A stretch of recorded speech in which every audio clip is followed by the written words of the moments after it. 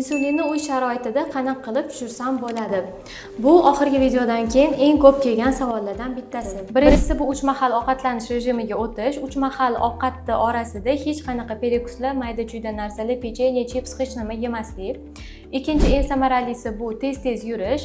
Sekin yurib sayr qilish emas, yugurish emas, aynan tez-tez yurish har kuni 20-30 daqiqa. Bu yana 10 ming 20 ming qadamga to'g'ri keladi. Uchinchisi bu shirinliklarni cheklash.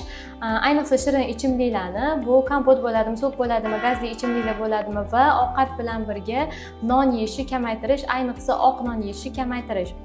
To'rtinchisi har bitta ovqat bilan birga ko'kat, sabzavotlar yeyish, ayniqsa ovqat yeyishdan oldin ko'kat yeb boshlasanglar, insulinni oshishini kamaytiradi. Beshinchisi oqsil mahsulotlarini ko'proq va har kuni iste'mol qilish. Bularga qaynatilgan tuxum, tvorog, tovuq, baliq va boshqa mahsulotlar kiradi. Oltinchisi bu kechki uyqu rejimini to'g'irlash, chunki siz kechasi uxlamaganingizda organizmingiz stress natijasida ko'p kortizol ishlab chiqariladi. Kortizol esa insulinni oshishiga olib keladi.